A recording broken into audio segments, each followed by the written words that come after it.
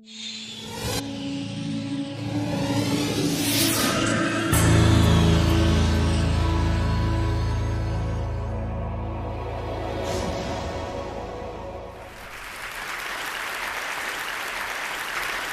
this is a really extraordinary honor for me. I spend most of my time in jails and prisons on death row. I spend most of my time in very low-income communities, in the projects, and places where there's a great deal of hopelessness. And being here at TED and seeing the stimulation, hearing it, has been very, very energizing to me. And one of the things that's emerged in my short time here is that TED has an identity. And you can actually say things here that have impacts around the world, and sometimes when it comes through TED, it has meaning and power that it doesn't have when it doesn't. And I mention that because I think identity is really important. And we've had some fantastic presentations, and I think what we've learned is that if you're a teacher, your words can be meaningful, but if you're a compassionate teacher, they can be especially meaningful. If you're a doctor, you can do some good things, but if you're a caring doctor, you can do some other things. So I want to talk about the power of identity. And I didn't learn about this actually practicing law and doing the work that I do. I actually learned about this from my grandmother. I grew up in a house that was the traditional African-American home that was dominated by a matriarch, and that matriarch was my grandmother. She was tough, she was strong, she was powerful. She was the end of every argument in our family. She was the beginning of a lot of arguments in our family. She was the daughter of people who were actually enslaved. Her parents were born in slavery in Virginia in the 1840s. She was born in the 1880s, and the experience of slavery very much shaped the way she saw the world. My grandmother was tough, but she was also loving. When I would see her as a little boy, she'd come up to me and she'd give me these hugs, and she'd squeeze me so tight I could barely breathe. And then she'd let me go. And an hour or two later, if I saw her, she'd come over to me and she'd say, "Bryan, do you still feel me hugging you?" And if I said no, she'd assault me again, and if I'd say yes, she'd leave me alone. And she just had this quality that you always wanted to be near her. And the only challenge was that she had 10 children. My mom was the youngest of her 10 kids, and sometimes when I would go and spend time with her, it'd be difficult to get her time and attention. My cousins would be running around everywhere, and I remember when I was about 8 or 9 years old, waking up one morning, going into the living room, and all of my cousins were running around, and my grandmother was sitting across the room staring at me. And at first I thought we were playing a game. And I would look at her and I'd smile, but she was very serious. And after about 15 or 20 minutes of this, she got up and she came across the room and she took me by the hand and she said, "Come on, Bryan, you and I are going to have a talk." And I remember this just like it happened yesterday. I never will forget it. She took me out back and she said, "Bryan, I'm going to tell you something, but you don't tell anybody what I tell you." I said, "Okay, Mom." And she said, "Now you make sure you don't do that." I said, "Sure." Then she sat me down and she looked at me and she said, "I want you to know I've been watching you." And she said, "I think you're special." She said, "I think you can do anything you want to do. I will never forget it." And then she said, "I just need you to promise me 3 things, Bryan." I said, "Okay, Mom." And she said, "The first thing I want you to promise me is that you'll always love your mom." She said, "That's my baby girl, and you have to promise me now you'll always take care of her." Well, I adored my mom, so I said, "Yes, Mama, I'll do that." Then she said, "The second thing I want you to promise me is that you'll always do the right thing, even when the right thing is the hard thing." And I thought about it, and I said, "Yes, Mama, I'll do that." Then finally she said, "The third thing I want you to promise me is that you'll never drink alcohol." Well, I was 9 years old, so I said, "Yes, Mama, I'll do that." I grew up in the country in the rural South, and I have a brother a year older than me and a sister a year younger. And when I was about 14 or 15, one day my brother came home and he had this 6-pack of beer. I don't know where he got it. And he grabbed me and my sister, and we went out in the woods, and we were kind of just out there doing the stuff we crazily did. And he had a sip of this beer, and he gave some to my sister, and she had some, and they offered it to me. And I said, no, that's okay, y'all go ahead. I'm not going to have any beer. And my brother said, "Come on, we're doing this today. You always do what we do. I had some, your sister had some, have some beer." I said, "No, I don't feel right about that. Y'all go ahead. And then my brother started staring at me. He said, what's wrong with you? Have some beer." Then he looked at me real hard. He said, "Oh, I hope you're not still hung up on that conversation Mama had with you." I said, "Well, what are you talking about?" He says, "Oh, Mama tells all the grandkids that they're special." I was devastated. And I'm going to admit something to you. I'm going to tell you something I probably shouldn't. I know might be broadcast broadly, but I'm 52 years old, and I'm going to admit to you that I've never had a drop of alcohol. I don't say that because I think that's virtuous. I say that because there is power in identity. When we create the right kind of identity, we can say things to the world around us that they don't actually believe make sense. We can get them to do things that they don't think they can do. When I thought about my grandmother, of course she would think all her grandkids were special. My grandfather was in prison during Prohibition. My male uncles died of alcohol-related diseases, and these were the things she thought we needed to commit to. Well, I've been trying to say something about our criminal justice system. This country is very different today than it was 40 years ago. In 1972, there were 300,000 people in jails and prisons. Today, there are 2.3 million. The United States now has the highest rate of incarceration in the world. We have 7 million people on probation and parole, and mass incarceration, in my judgment, has fundamentally changed our world. In poor communities and communities of color, there is this despair, there is this hopelessness that is being shaped by these outcomes. 1 out of 3 black men between the ages of 18 and 30 is in jail, in prison, on probation, or parole. In urban communities across this country, Los Angeles, Philadelphia, Baltimore, Washington, 50 to 60% of all young men of color are in jail or prison, or on probation and parole. Our system isn't just being shaped in these ways that seem to be distorting around race, they're also distorted by poverty. We have a system of justice in this country that treats you much better if you're rich and guilty than if you're poor and innocent. Wealth, not culpability, shapes outcomes. And yet we seem to be very comfortable. The politics of fear and anger has made us believe that these are problems that are not our problems. We've been disconnected. It's interesting to me, we're looking at some very interesting developments in our work. My state of Alabama, like a number of states, actually permanently disenfranchises you if you have a criminal conviction. Right now in Alabama, 34% of the black male population has permanently lost the right to vote. We're actually projecting in another 10 years, the level of disenfranchisement will be as high as it's been since prior to the passage of the Voting Rights Act, and there is this stunning silence. I represent children. A lot of my clients are very young. The United States is the only country in the world where we sentence 13-year-old children to die in prison. We have life imprisonment without parole for kids in this country. And we're actually doing some litigation. Only country in the world. I represent people on death row. It's interesting, this question of the death penalty. In many ways, we've been taught to think that the real question is, do people deserve to die for the crimes they've committed? And that's a very sensible question. But there's another way of thinking about where we are in our identity.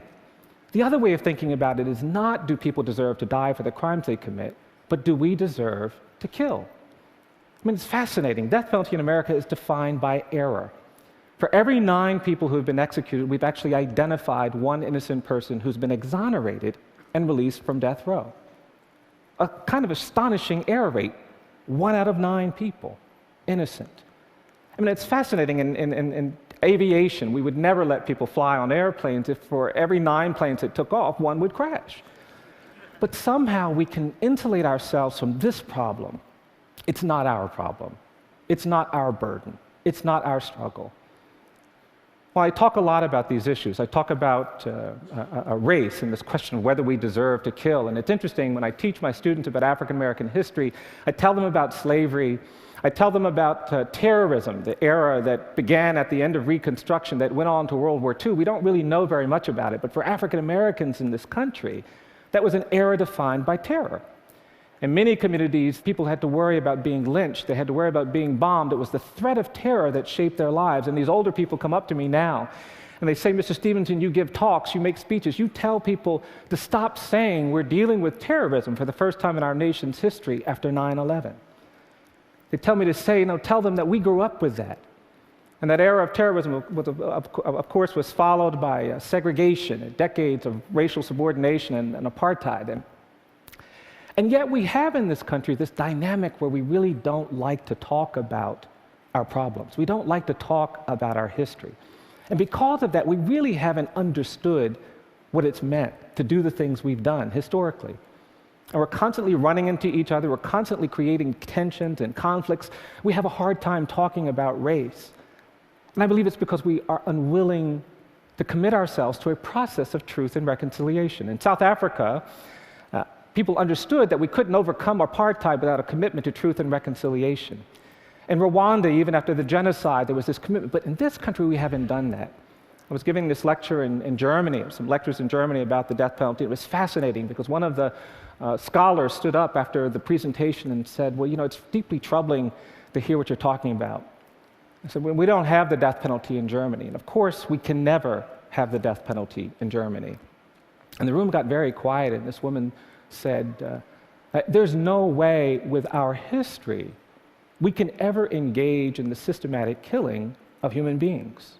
It would be unconscionable for us to, in an intentional, deliberate way, set about executing people. And I thought about that. What would it feel like to be living in a world where the nation-state of Germany was executing people, especially if they were disproportionately Jewish? I couldn't bear it. It would be unconscionable.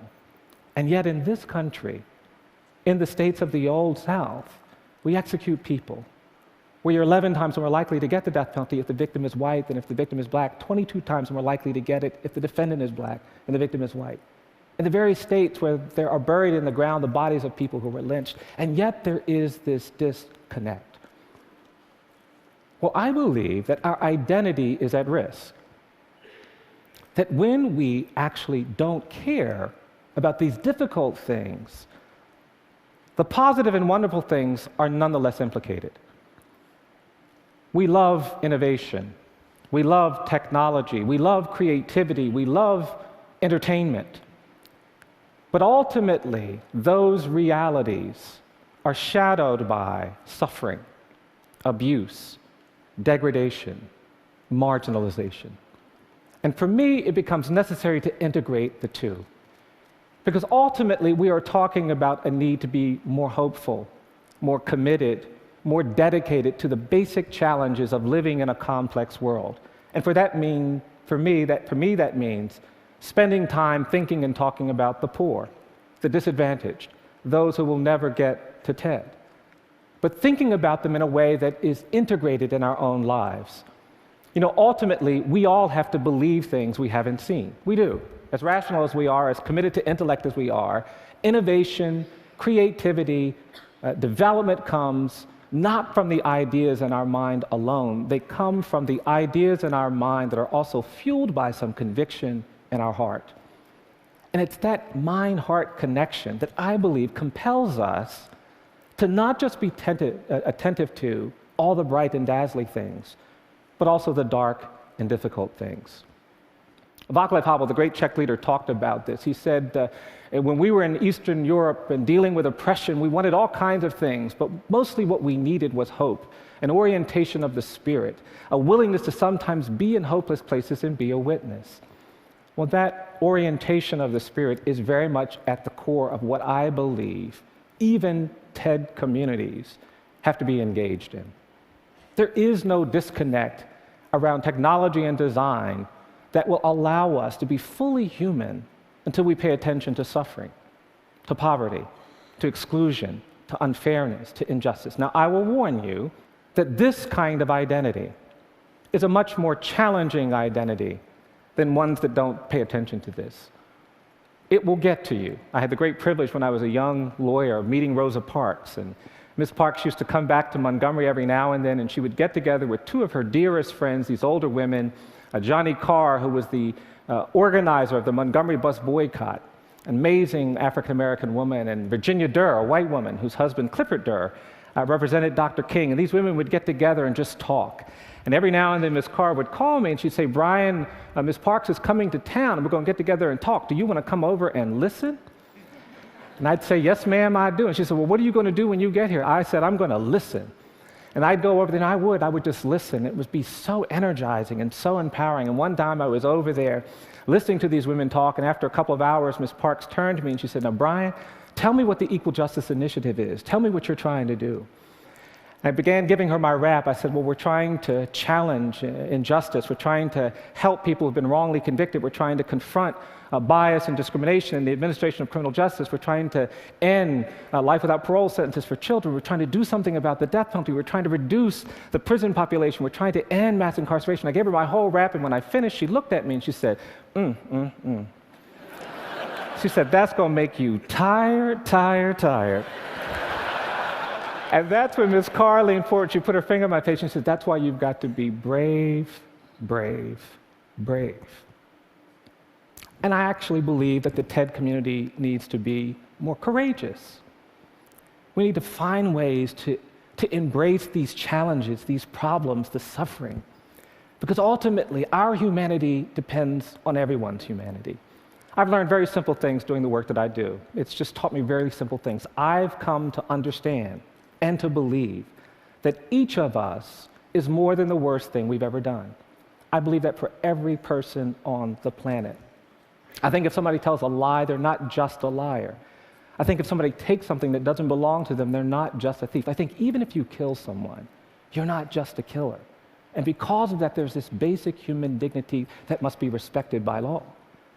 I also believe that in many parts of this country, and certainly in many parts of this globe, that the opposite of poverty is not wealth. I don't believe that. I actually think in too many places, the opposite of poverty is justice. And finally, I believe that despite the fact that it is so dramatic and so beautiful and so inspiring and so stimulating, we will ultimately not be judged by our technology. We won't be judged by our design. We won't be judged by our intellect and reason. Ultimately, you judge the character of a society, not by how they treat the rich and the powerful and the privileged, but by how they treat the poor, the condemned, the incarcerated. Because it's in that nexus that we actually begin to understand truly profound things about who we are. I sometimes get out of balance. I'll end with this story. I sometimes push too hard. I do get tired, as we all do. Sometimes those ideas get ahead of our kind of thinking in ways that are important. And I've been representing these kids who've been sentenced to do these very harsh sentences, and I go to the jail and I see my client who's 13 and 14 and he's been certified to stand trial as an adult, and I start thinking, well, how did that happen? How can a judge turn you into something that you're not? And the judge has certified him as an adult, but I see this kid, and I was up too late one night, and I started thinking, well, gosh, if the judge can turn you into something that you're not, the judge must have magic power. I said, yeah, Bryan, the judge has some magic power. You should ask for some of that. And because I was up too late and wasn't thinking real straight, I started working on a motion. And I had a client who was 14 years old, a young, poor black kid, and I started working on this motion, and the head of the motion was a motion to try my poor 14-year-old black male client like a privileged white 75-year-old corporate executive.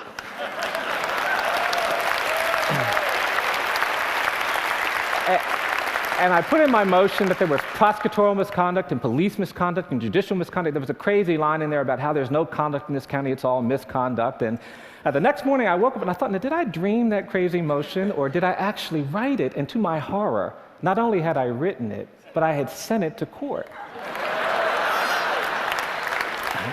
A couple months went by, and I just had forgotten all about it. And I finally decided, oh gosh, I got to go to the court and do this crazy case. And I got in my car, and I was feeling really overwhelmed. And I got in my car, and I went to this courthouse, and I was sitting, oh, this is going to be so difficult, so painful.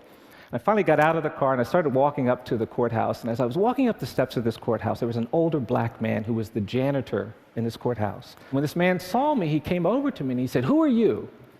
I said, I'm a lawyer. He said, you're a lawyer? I said, yes, sir. And this man came over to me, and he hugged me. And he whispered in my ear, he said, I'm so proud of you. And I have to tell you, it was energizing. It connected deeply with something in me about identity, about the capacity of every person to contribute to a community, to perspective that is hopeful. Well, I went into the courtroom, and as soon as I walked inside, the judge saw me coming in. He said, Mr. Stevenson, did you write this crazy motion? I said, yes, sir, I did, and we started arguing. People started coming in because they were just outraged. I had written these crazy things.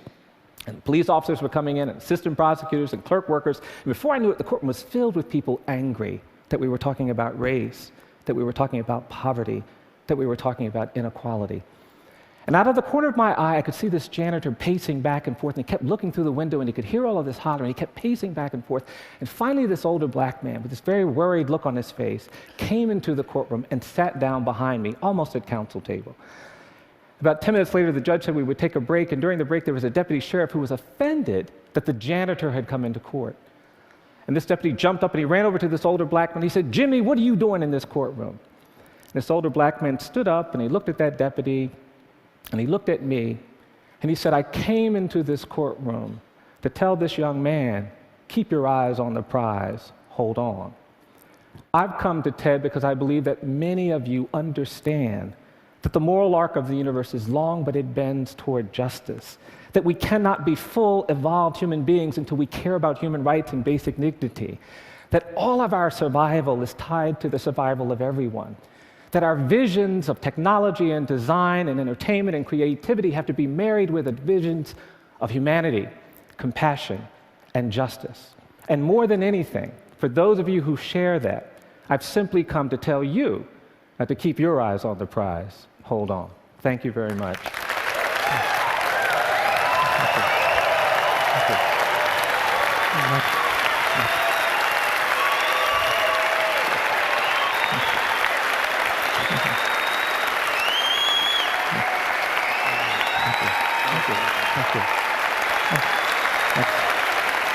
Bryan, so you heard and saw an obvious desire by this audience, this community, to help you on your way and to do something on this issue. Other than writing a check, what could we do?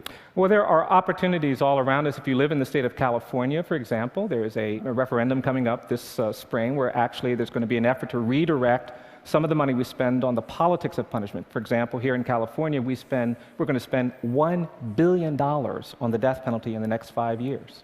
$1 billion. And yet, 46% of all homicide cases don't result in arrests. 56% of all rape cases don't result. So there's an opportunity to change that. And this referendum would propose having those dollars go to law enforcement and safety. And I think that opportunity exists all around us. Now, there's been this huge decline in crime in America over the last 3 decades. And part of the narrative of that is sometimes that it's about increased incarceration rates. What would you say to someone who believed that? Well, actually, the violent crime rate has remained relatively stable. You know, the great increase in mass incarceration in this country wasn't really in violent crime categories. It was this misguided war on drugs. That's where the dramatic increases have come in our prison population. And we got carried away with the rhetoric of punishment. And so we have 3 strikes laws that put people in prison forever for stealing a bicycle, for low-level property crimes, rather than making them give those resources back to the people who they victimized. I believe we need to do more to help people who are victimized by crime, not do less. And I think our current punishment philosophy does nothing for no one. And I think that's the orientation that we have to change. Bryan, you've struck a massive chord here.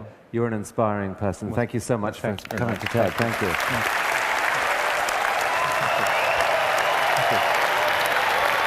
you.